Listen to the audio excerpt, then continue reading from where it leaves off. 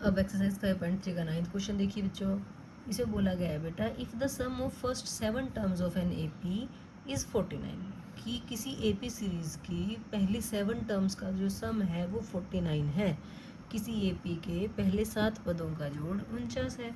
And that of 17 terms in is 29, कि 17 terms का 29 है। 60 टर्म्स का 49 था तो 17 टर्म्स का जोड़ 289 है। सम ऑफ एन टर्म्स पूछा है आपसे, ठीक है। एस एन निकालना है आपको, मीन्स सिर्फ आपको एन की जगह एन रखना है, ए और डी वगैरह तो आपको निकालने पड़ेंगे कहीं ना कहीं सॉल्व करके।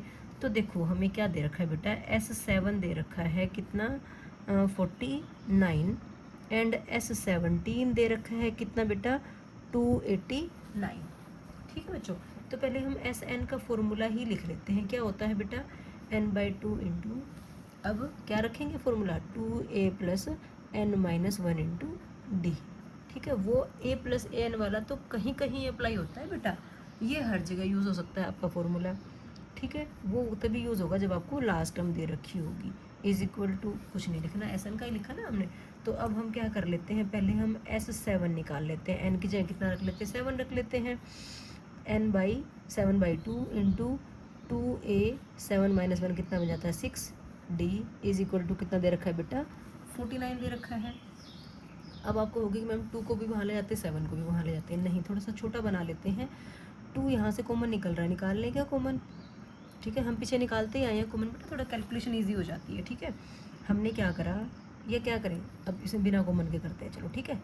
कि हर बार क्या पता आपको ना भी पता चले कॉमन निकालना है। ये 2a प्लस 6d ऐसे ही रखा, 49 यहाँ ऐसे, 2 जो था डिवाइड में मल्टीप्लाई में आ गया, 7 जो मल्टीप्लाई में था वो डिवाइड में आ गया, काट दो भाई, ठीक है। तो ये आ गया 2a plus 6d is equal to 14। A में और डी में हमारे पास सिंपल से एक इक्वेशन आ गई है।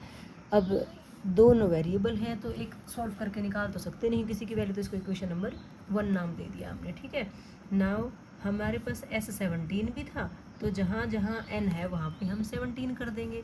तो कितना बन जाएगा बेटा 17/2 इंटू 2a प्लस 17 माइनस 1 कितना बन गया 16, डी इज इक्वल टू कितना दे रखा था बेटा 289 दे रखा था, ठीक है। तो अब इसमें भी वही काम करेंगे, 2a प्लस 16d को यहीं रखा, 289 के पास 2 तो मल्टीप्लाई में चला गया और 17 कहाँ आ गया बेटा डिवाइड में। तो 17 का स्क्वायर तो पता होगा ना आपको, 17 का स्क्वायर होता है 289। तो यहाँ से क्या आ गया 2a plus 16d is equal to 17 दूनी 34, ये भी ए और डी में एक इक्वेशन आ गई। तो हमारे पास ए में और डी में 2 इक्वेशंस आ गई बेटा।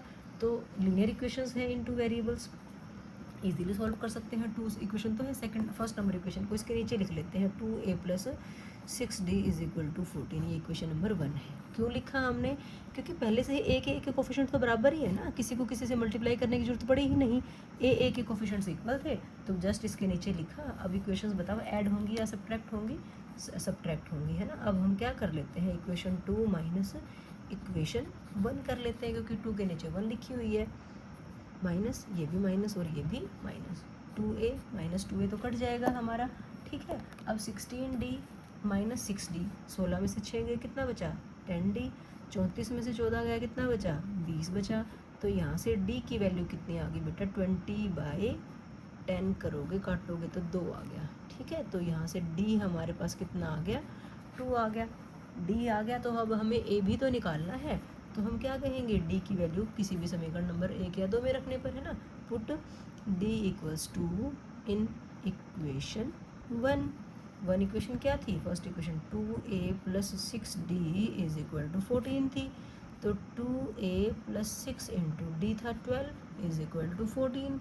तो यहाँ से ये आ गया 2a plus 12 is equal to 14, कितना बना 2a is equal to 14 minus 12 is equal to 2।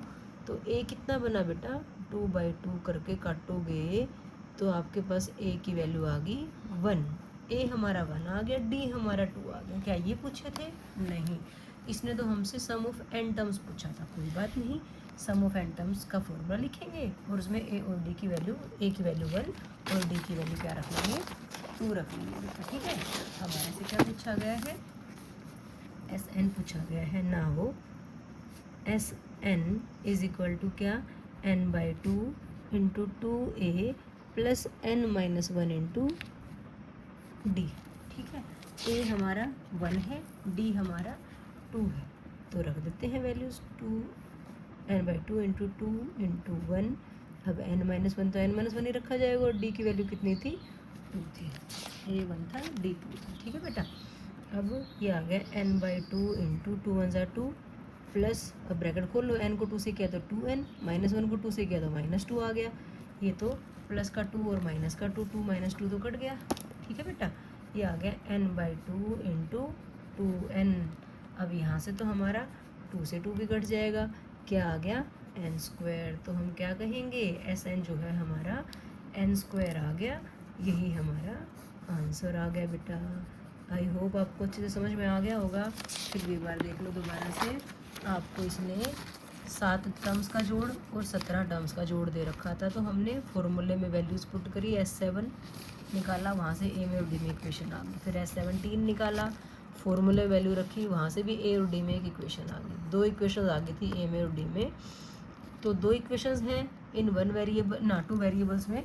तो हमने क्या किया, एलिमिनेशन मेथड से दोनों इक्वेशन को सॉल्व किया। डी निकल गया, डी की वैल्यू किसी भी इक्वेशन में रखी, वहाँ से ए निकल गया।